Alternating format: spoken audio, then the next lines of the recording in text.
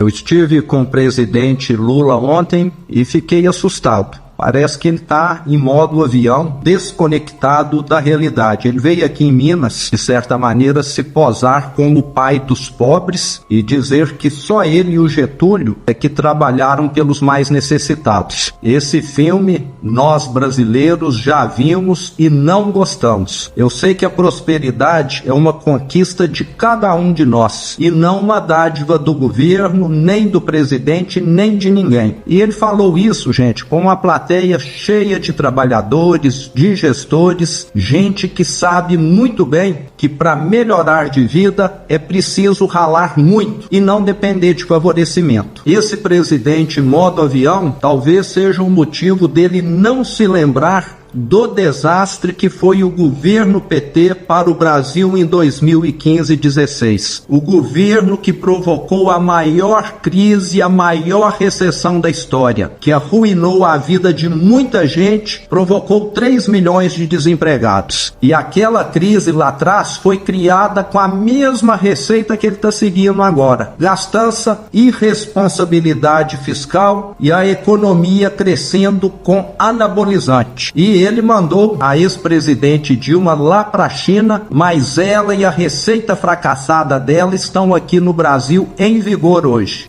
Olá, infelizmente esse vídeo é para denunciar mais um assalto ao bolso do nosso sofrido povo brasileiro. Lula segue sua história de encher o bolso dos banqueiros enquanto fragiliza a população brasileira. Eu explico. Em janeiro desse ano de 2025, o nível de famílias endividadas no Brasil foi de nada menos do que 76,1%. Isso mesmo, quase 8 de cada 10 famílias brasileiras estão endividadas. Prestem bem atenção, essa é uma das maiores proporções de famílias endividadas do mundo.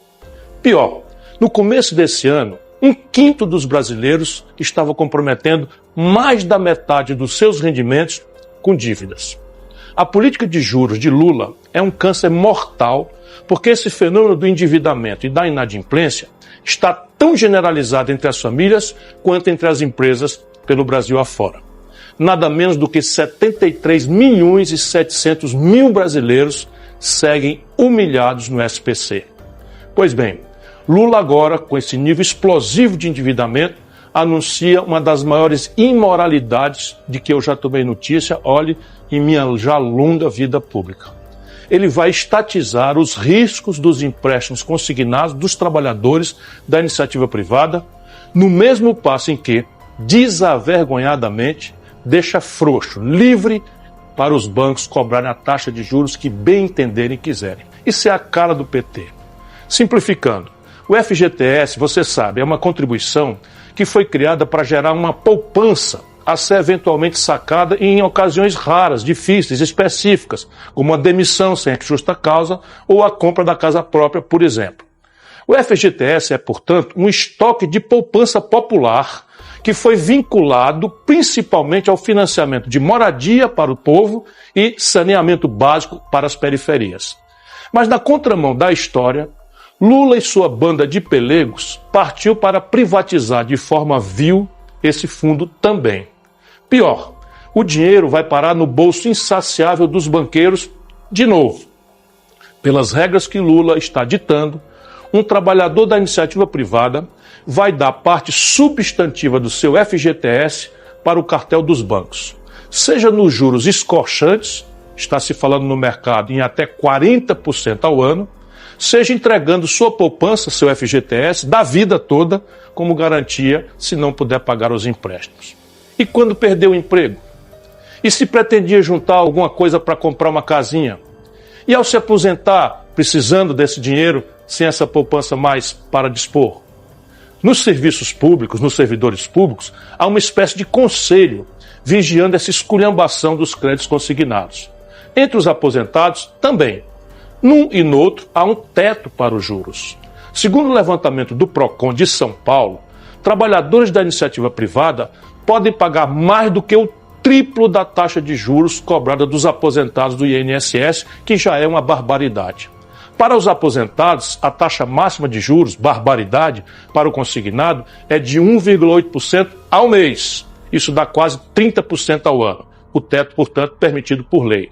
Mas para os trabalhadores das empresas privadas, a taxa pode chegar até, sente-se aí bem, 6,49% ao mês. Isso dá mais de 100% ao ano. Não existe nada parecido no mundo com esta selvageria de agiotagem agora oficializada pelo senhor Luiz Inácio Lula da Silva.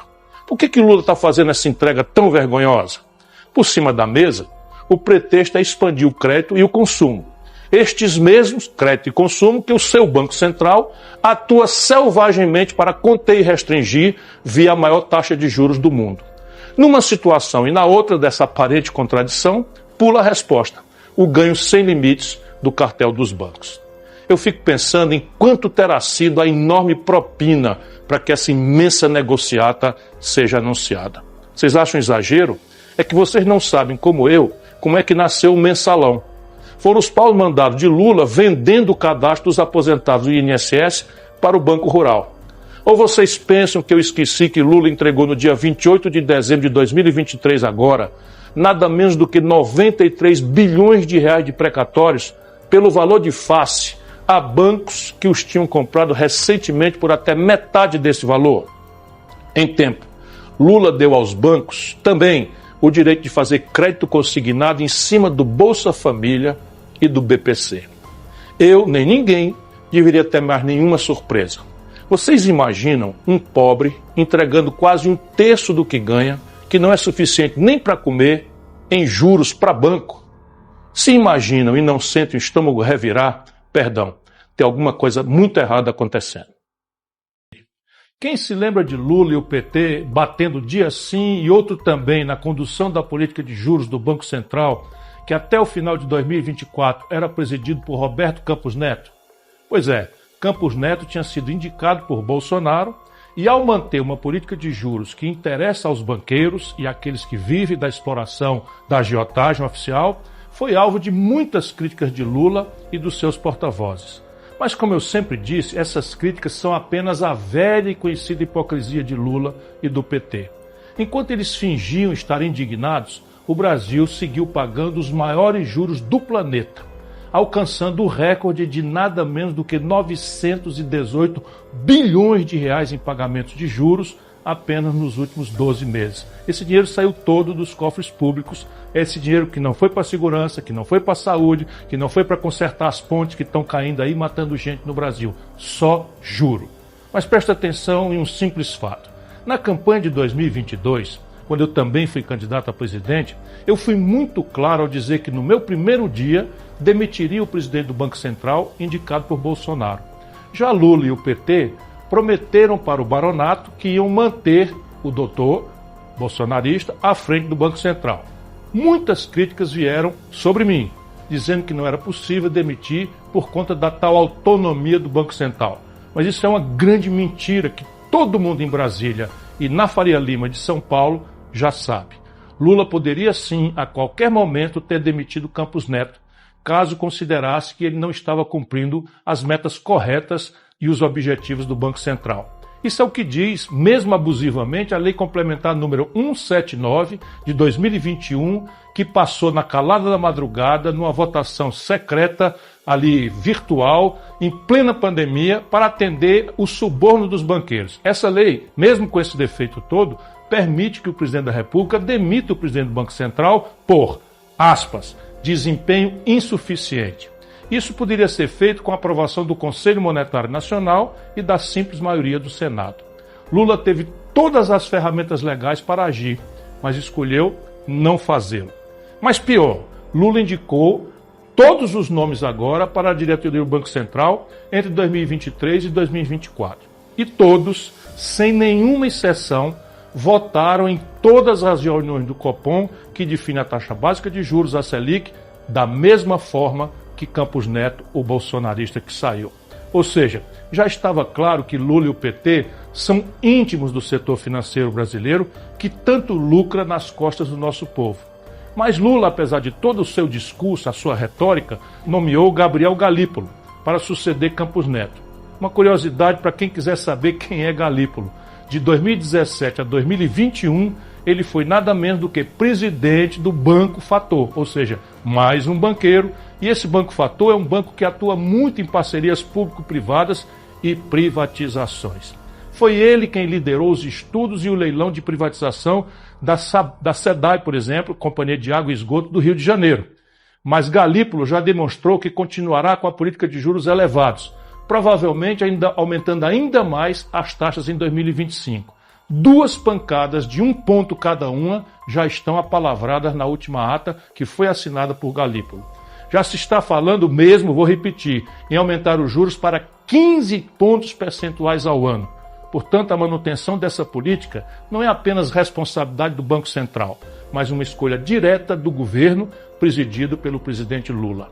E os impactos dessa escolha são profundos para a economia real. Quando os juros ficam acima do lucro médio das empresas, a economia simplesmente para. As empresas enfrentam grandes dificuldades, não conseguem fazer investimentos, não geram novos empregos e a atividade econômica desacelera. Atualmente, mais de 7 milhões de empresas estão com contas negativas, sendo que cerca de 6 milhões e 500 mil dessas empresas são micro e pequenas, aquelas que mais sofrem com a falta de crédito e com os altos custos financeiros. Além disso, os juros altos geram um aumento significativo na inadimplência. Hoje, mais de 73 milhões de pessoas, meu irmão, anote esse número, mais de 73 milhões de pessoas estão com dívidas vencidas, humilhadas no Serviço de Proteção ao Crédito, no SPC e no Serasa. Isso significa que uma enorme parte da população está sem nenhuma condição de honrar seus compromissos financeiros.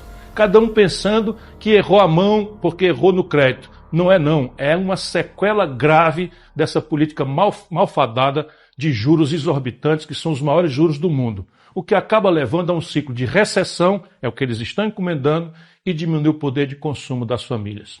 Os impactos disso se estendem também ao mercado imobiliário. Com os juros elevados, muitas pessoas não conseguem mais pagar suas prestações do financiamento da casa própria, o que levou a uma onda de inadimplência no setor. Só nesse ano que acabou de 24, mais de 40 mil imóveis foram a leilão porque as pessoas não conseguiram arcar com as dívidas do seu financiamento. Isso demonstra o quão profundo e abrangente é a crise gerada pela política de juros altos. Ao adotar esse modelo de juros elevados, Lula escolheu priorizar os interesses dos agiotas, dos grandes bancos, em detrimento do crescimento da economia e do bem-estar da população. Ele não apenas manteve a política monetária de seu antecessor, mas a reforçou ao nomear Galípolo, que segue a mesma linha econômica, o mesmo modelo desastrado. Em resumo, a alta dos juros que estamos enfrentando agora e a que provavelmente enfrentaremos pro futuro próximo são necessariamente uma escolha clara de Lula. Ele tem o poder de mudar essa política, mas preferiu mantê-la, mentindo ao povo ao dizer que faria diferente. Essa pancada de mais 2 pontos percentuais vai também falir os cofres públicos. É uma tragédia e nós precisamos pôr em debate essa discussão.